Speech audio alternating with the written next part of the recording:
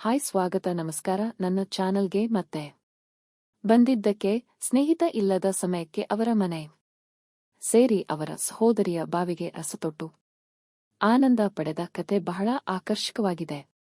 ಯಾವುದೇ ಭಾಗವನ್ನು ಹೊಡೆದು ಹಾಕದೆ ಕತೆಯನ್ನು ಕೊನೆಯೊಳಗೂ ಕೇಳಿ ಮುಗಿಸಿ. ಅರ್ಜುನ್ಗೆ ಈಗ 28 ವರ್ಷ. ಕಳೆದ 7 ವರ್ಷಗಳ ಹಿಂದೆ ಸಂಭವಿಸಿದ ಒಂದು ವಿಚಿತ್ರ ಸಂದರ್ಭದ ಬಗ್ಗೆ ಇಂದು ನಾನು ನಿಮ್ಮೊಂದಿಗೆ ಹಂಚಿಕೊಳ್ಳುತ್ತೇನೆ. ಡಿಗ್ರಿ ಮುಗಿಸಿದ ನಂತರ ಕೆಲಸ ಹುಡುಕಾಟದಲ್ಲಿ ಒಂದು ಲಾಡ್ಜ್ನಲ್ಲಿ ಇದ್ದ ನಾನು, ಅರ್ಜುನ್ ನನಗೆ ಒಬ್ಬ ಗೆಳೆಯನಾಗಿರುವ ಅವನು ಈಗ ಇಲ್ಲಿ ಇಲ್ಲ. ಅವನಿದ್ದ ಕಾಲದಲ್ಲಿ ನಾನು ಅವರ ಮನೆಗೆ ಹೋಗಿ ಬರುತ್ತಿದ್ದೆ. ಅವನ ಮನೆಯಲ್ಲಿದ್ದ ಅವರ ಸಹೋದರಿ ಲಕ್ಷ್ಮಿ ಬಹಳ ಸೌಮ್ಯವಾಗಿದ್ದಳು. ಇನ್ನು ಅವರ ಹೆಸರಿಗೆ ಅನುರೂಪವಾಗಿ ಸುಂದರವಾಗಿದ್ದಳು. ಮಲ್ಲಿಗೆಯಂತ ಕಣ್ಣುಗಳು, ಉದ್ದ ಕಪ್ಪು ಕೂದಲು, ನಾಜೂಕಾದ ಮೂಗು. ಹೀಗೆ ವರ್ಣಿಸುತ್ತ ಹೋದರೆ ಯಾವ ಮಾತುಗಳು ಸಾಕಾಗುವುದಿಲ್ಲ. ಒಟ್ಟಿಗೆ ನೋಡಿದರೆ ಪರಲೋಕದೊಬ್ಬ ದೇವಿಯಂತೆ ಕಾಣುತ್ತಿದ್ದಳು. ಅವಳನ್ನು ಕೈಯಿಂದ ತೊಡುಗಿ ಸವಿಯುವಂತಿದ್ದಳು. ಇನ್ನು ನಮ್ಮ ಲಾಡ್ಜ್ ಇದ್ದ ಪ್ರದೇಶದಲ್ಲೇ ಅವರ ಮನೆ ಇದ್ದ ಕಾರಣ ನನ್ನ ಲಾಡ್ಜ್ಗಿಂತ ಅವರ ಮನೆಯಲ್ಲೇ ಹೆಚ್ಚು ಸಮಯ ಕಳೆಯುತ್ತಿದ್ದೆ. ಅವನು ಸಹ ಆಗಾಗ ಲಾಡ್ಜ್ಗೆ ಬರುತ್ತಿದ್ದ. ನಾನು ಅವರ ಮನೆಗೆ ಹೋದಾಗ ಲಕ್ಷ್ಮೀ ಅಕ್ಕ ಚೆನ್ನಾಗಿ ನೋಡಿಕೊಳ್ಳುತ್ತಿದ್ದಳು. ಆದರೆ ಅವಳನ್ನು ನೋಡಿದರೆ ನನಗೆ ಯುವಕನ ಸಹಜ ಆಸೆಗಳು ಉತ್ತೇಜಿತಗೊಳ್ಳುತ್ತಿದ್ದವು. ಅವಳು ಕಾಫಿ ನೀಡುವಾಗಲೆಲ್ಲ ಆ ಸೌಂದರ್ಯವನ್ನೇ ನೇರವಾಗಿ ಗಮನಿಸುತ್ತಿದ್ದೆ. ಅಲ್ಲದೆ ಅವಳು ಮನೆ ಗುಡಿಸುವಾಗ ಅಥವಾ ನೆಲವೊರೆಸುವಾಗ ಅವಕಾಶ ಬಂದಾಗ ಕಣ್ಣುಗಳಿಂದ ತುಂಬಿ ಹಿಡಿಯುತ್ತಿದ್ದೆ. ಇನ್ನು ಲಕ್ಷ್ಮೀ ಅಕ್ಕನ ಗಂಡನು ಹೋಟೆಲ್ ಕಂಪನಿಯಲ್ಲಿ ಕೆಲಸ ಮಾಡುತ್ತಿದ್ದ. ಹೀಗೆ ಒಂದು ದಿನ ನಾನು ಅವರ ಮನೆಗೆ ಹೋದಾಗ ಅವನು ಪಟ್ಟಣಕ್ಕೆ ಹೊರಟಿದ್ದ. ಆಗ ನಾನು ಲಾಡ್ಜ್ನಲ್ಲಿದ್ದೆ. ನನ್ನ ಗೆಳೆಯನ ಬಳಿ ಬೈಕ್ ಇದ್ದ ಕಾರಣ ನಾನು ಅವನ ಬೈಕ್ ತೆಗೆದುಕೊಂಡು ನಗರದ ಸುತ್ತಮುತ್ತಲೇ ಗುರುತಿಸಿ ಪ್ರವಾಸಕ್ಕೆ ಹೋಗಬೇಕು ಎಂದು ಯೋಚಿಸಿದ್ದೆ. ಆದರೆ ನನ್ನ ಬಳಿ ಬೈಕ್ ಇಲ್ಲದ್ದರಿಂದ ಅವರ ಮನೆಗೆ ಅವನ ಬೈಕ್ ಕೇಳಲು ಹೋದಾಗ ಅವಳು ನನ್ನನ್ನು ಒಳಗೆ ಕರೆದು ಕಾಫಿ ನೀಡಿದಳು. ಅವಳು ಏಕೆಯೂ ಪಟ್ಟಣಕ್ಕೆ ಹೋಗಿಲ್ಲ, ಅವನು ನನ್ನ ಬಳಿ ಗೆಳೆಯನ ಮನೆಗೆ ಹೋಗಿದ್ದಾನೆ ಎಂದು ಸಣ್ಣಗೆ ಹೇಳಿದಳು. ನಾನು ಇಲ್ಲೇ ಇದ್ದು ನಗರದಲ್ಲಿ ಸ್ವೇಚ್ಛೆಯಾಗಿ ತಿರುಗಾಡಬೇಕು ಎಂದು ನಿರ್ಧರಿಸಿ ಅಲ್ಲೇ ಉಳಿದೆ. ಅವಳು ಹೇಳಿದಳು, ನಿನಗೆ ಬೈಕ್ ಕೊಡುತ್ತೇನೆ, ಆದರೆ ಒಂದು ಷರತ್ತು ಇದೆ. ನಾನು ಹೇಳಿದಾಗ ಸ್ವಲ್ಪ ನನ್ನೊಂದಿಗೆ ಹೋಗು, ನನಗೆ ಕೆಲವು ಕೆಲಸಗಳಿವೆ ಎಂದಳು. ನಾನು ಸರಿ ಎಂದೆ. ಆದರೆ ಅವಳ ಜೊತೆಗೆ ನಾನು ಎಂದು ಬಯಸಿದ್ದು ಹೋಗಿರಲಿಲ್ಲ. ಮೋಡಿ ಸಂಭೋಗ ವಶೀಕರಣ ಸ್ಪೆಷಲಿಸ್ಟ್. ವಶೀಕರಣಕ್ಕೋಸ್ಕರನೇ ಕರೆ ಮಾಡಿ. ಮಹಾಕಾಳಿ ತಾಂತ್ರಿಕ ಪೀಠಂ ಶ್ರೀ ಮಹಾ ಅಘೋರ ತಪಸ್ವಿ. ನಿಮ್ಮ ಪ್ರೀತಿಯನ್ನ ಮರಳಿ ಪಡೆಯಬೇಕೇ? ನಿಮ್ಮ ಪ್ರೀತಿಯನ್ನ ಮನೆಯಲ್ಲಿ ಒಪ್ಪುತ್ತಿಲ್ಲವೇ? ನೀವು ಇಷ್ಟಪಟ್ಟ ವ್ಯಕ್ತಿ ನಿಮ್ಮಂತೆ ಆಗಬೇಕೇ? ಲವ್ ಮ್ಯಾರೇಜ್ ನಲ್ಲಿ ಕುಟುಂಬದಿಂದ ಕಿರಿಕಿರಿಯಾಗುತ್ತಿದೆಯೇ? ನಿಮ್ಮ ಪತಿ ಅಥವಾ ಪತ್ನಿಗೆ ಪರಸ್ತ್ರೀ ಸಹವಾಸ ಬಿಡಿಸಬೇಕೇ? ಇಲ್ಲಿದೆ ಶಾಶ್ವತ ಪರಿಹಾರ. ವಶೀಕರಣ ಮತ್ತು ಶತ್ರು ಮುತ್ತಿಗೆಗೆ ಓಪನ್ ಚಾಲೆಂಜ್. ನಿಮ್ಮ ಕೆಲಸ ಕೇವಲ 2 ಗಂಟೆಯಲ್ಲಿ ಶಾಶ್ವತ ಸಮಾಧಾನ ಇಲ್ಲಿದೆ. ಕೆಲಸ ಆಗದಿದ್ದಲ್ಲಿ ನಿಮ್ಮ ಹಣ ವಾಪಸ್. ಗುಪ್ತ ಅಘೋರ ವಾಮ ಪದ್ಧತಿಯಿಂದ ಇಲ್ಲಿ ಶಾಶ್ವತ ಪರಿಹಾರ ಗ್ಯಾರಂಟಿ. ಅಥವಾ ಬೈಕ್ನಲ್ಲಿ ಪ್ರಯಾಣ ಮಾಡಿರಲಿಲ್ಲ, ಸಿಕ್ಕಿದ ಅವಕಾಶವನ್ನು ಹಾಳು ಮಾಡಿಲ್ಲ. ಅದಕ್ಕೂ ಮುಂಚೆ ಬಹುಶಃ ಹಲವು ಬಾರಿ ಅವರ ಮನೆಯಲ್ಲಿ ಏಕಾಂತದಲ್ಲಿ ಕೆಲಸ ಮಾಡಿದ್ದೆ.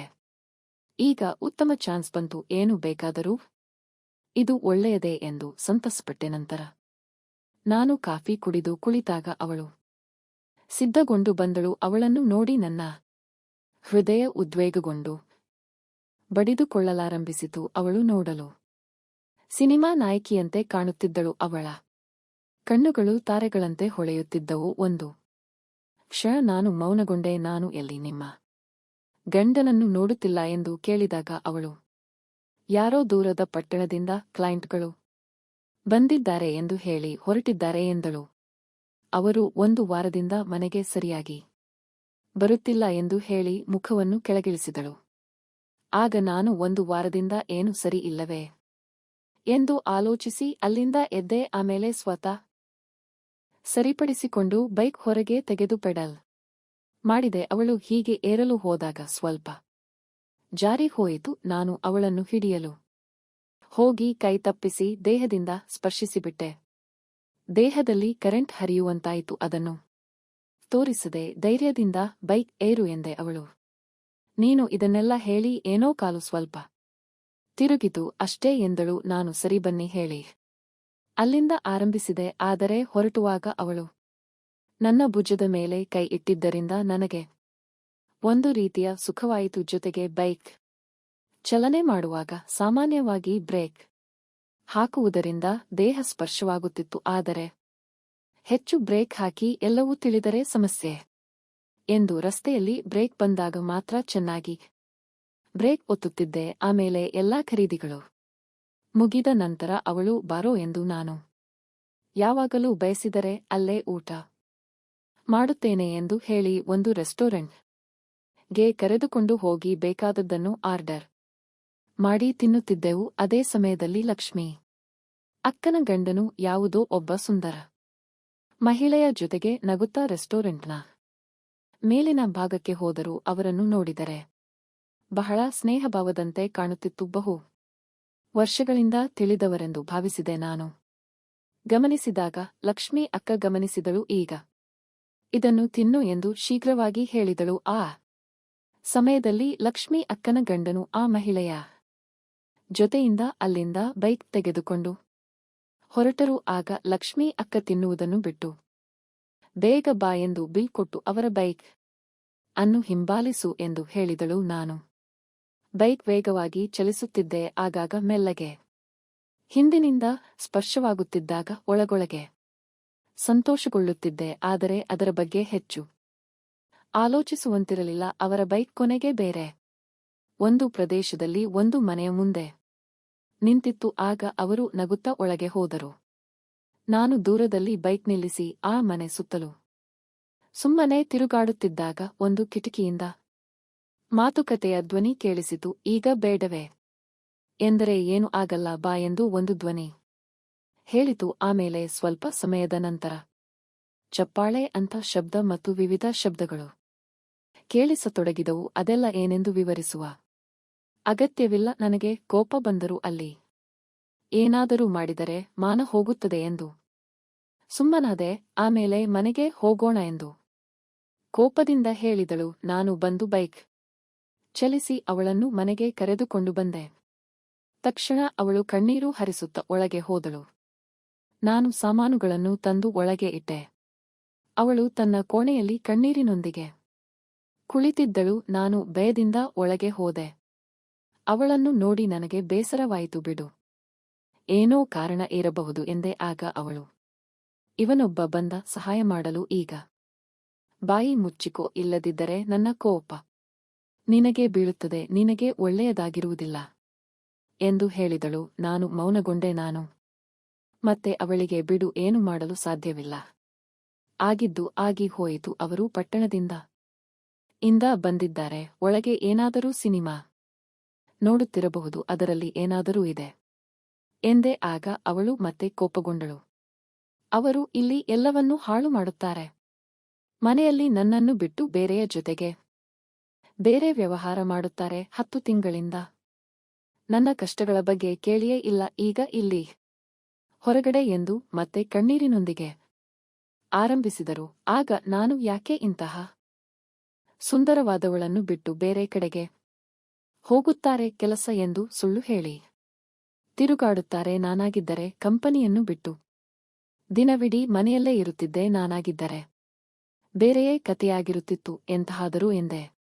ಆಗ ಅವಳು ಕೋಪದಿಂದ ನನ್ನನ್ನು ತಿರುಗಿ ನೋಡಿದಳು. ಆಗ ಒಂದು ವೇಳೆ ಅವರಿಗೆ ಹೆಚ್ಚು ಆಸಕ್ತಿ ಇರಬಹುದು ಎಂದೆ. ಆಗ ಅವಳು ಕೋಪದಿಂದ ನನ್ನ ಕಡೆಗೆ ತಿರುಗಿ, ಇಲ್ಲಿ ತೋರಿಸು, ನಿನ್ನ ಶಕ್ತಿ ಎಷ್ಟಿದೆ ಎಂದು ನೋಡುತ್ತೇನೆ ಎಂದು ಹೇಳಿ ಆ ರಾತ್ರಿ ಕೊನೆಗೆ ನಾವಿಬ್ಬರು ಏಕಾಂತದಲ್ಲಿ ಒಂದಾಗಿದ್ದೆವು. ಆದರೆ ಅದೇ ಸಮಯದಲ್ಲಿ ಹೊರಗಡೆ ಅವಳ ಗಂಡನು ಬಂದುಬಿಟ್ಟ. ಅವತ್ತು ಏನೋ ಗೊತ್ತಿಲ್ಲ, ಏನೋ ಮಾಡಲು ಹೋಗಿ ಏನೋ ಆಯಿತು. ಆದರೆ ಅವತ್ತಿನಿಂದ ನಾವು ಮತ್ತೆ ಮೌನಗೊಂಡೆವು. ಯಾಕೆಂದರೆ ಆ ದಿನ ಕೋಪದಲ್ಲಿ ಏನೇನೋ ನಡೆದು ಹೋಗಿತ್ತು. ಅವಳಿಗೂ ನನಗೂ ಈ ವಿಷಯದ ಬಗ್ಗೆ ಬೇಸರವಾಗಿತ್ತು. ಆಮೇಲೆ ಎಂದಿಗೂ ನಾನು ಮತ್ತು ಅವಳ ನಡುವೆ ಯಾವ ಮಾತುಕತೆಯೂ ಆಗಲಿಲ್ಲ. ನಾನು ಬೇರೆ ಪಟ್ಟಣಕ್ಕೆ ಕೆಲಸಕ್ಕೆ ಸೇರಿಕೊಂಡೆ ಎಲ್ಲವನ್ನೂ ಮರೆತುಬಿಟ್ಟೆ. ಆದರೆ ನಿಜ ಜೀವನದಲ್ಲಿ ನಡೆದಂತಹ ಈ ಕಾಲ್ಪನಿಕ ಘಟನೆಯನ್ನು, ಕಾಲ್ಪನಿಕ ಕತೆಗಳನ್ನು ಗಂಭೀರವಾಗಿ ತೆಗೆದುಕೊಳ್ಳಬಾರದು. ಇವು ಕೇವಲ ಕಾಲ್ಪನಿಕ ಕಥೆಯಾಗಿದೆ. ಪ್ರತಿಯೊಂದು ಕಥೆಯು ಒಂದು ಘಟನೆಯನ್ನು ಅಥವಾ ಸಂದರ್ಭವನ್ನು ಕೆಟ್ಟ ಅಂತ್ಯದೊಂದಿಗೆ ಹೊಂದಿರುತ್ತದೆ. ನಾವು ಸಮಾಜದಲ್ಲಿ ನ್ಯಾಯಯುತವಾಗಿ ಬದುಕಿ, ಸಮಾಜದ ನಿಯಮಗಳಿಗೆ ಒಳಪಟ್ಟು ಸಭ್ಯರಾಗಿ ಒಳ್ಳೆಯ ಜೀವನ ನಡೆಸಬೇಕು. ನಮ್ಮ ಬದುಕನ್ನು ಸುಂದರಗೊಳಿಸುವಾಗ ಕತೆಗಳನ್ನು ಓದಿ ಅವುಗಳಿಂದ ಪ್ರೇರಣೆ ಪಡೆಯಬೇಕು. ಇಂತಹ ಕಾಲ್ಪನಿಕ ಘಟನೆಯ ಕತೆಗಳಂತೆ ನಿಜ ಬದುಕಿನಲ್ಲಿ ಮಾಡಿದರೆ ಜೀವನಕ್ಕೆ ಮತ್ತು ಬದುಕಿಗೆ ತೊಂದರೆಯಾಗುತ್ತದೆ. ಜೊತೆಗೆ ನಮ್ಮ ದೇಶದ ಕಾನೂನು ಮತ್ತು ನೀತಿಗಳಿಗೆ ಮೌಲ್ಯ ಕೊಡಬೇಕು. ಆದ್ದರಿಂದ ಇಂತಹ ಕಾಲ್ಪನಿಕ ಕತೆಗಳಿಗೆ ಪ್ರಾಮುಖ್ಯತೆ ನೀಡದೆ ಎಂದಿಗೂ ತಪ್ಪುಗಳು ನಡೆಯದಂತೆ ಜಾಗರೂಕರಾಗಿ ಉತ್ತಮ ಬದುಕು ನಡೆಸಬೇಕು. ಇಂತಹ ಕಾಲ್ಪನಿಕ ಕತೆಗಳನ್ನು ಪ್ರೇರಣೆಯಾಗಿ ತೆಗೆದುಕೊಳ್ಳಬಾರದು. ಯಾರು ಇಂತಹದನ್ನು ಅನುಕರಿಸಬಾರದು. ಇವೆಲ್ಲ ತಪ್ಪು. ಇವುಗಳನ್ನು ಮಾಡಬಾರದು. ಕತೆ ಇಲ್ಲಿಗೆ ಮುಗಿಯುತ್ತದೆ. ಕತೆ ಇಷ್ಟವಾಯಿತೆ ಲೈಕ್, ಶೇರ್, ಕಾಮೆಂಟ್ ಮಾಡೋದನ್ನು ಮರೆಯಬೇಡಿ.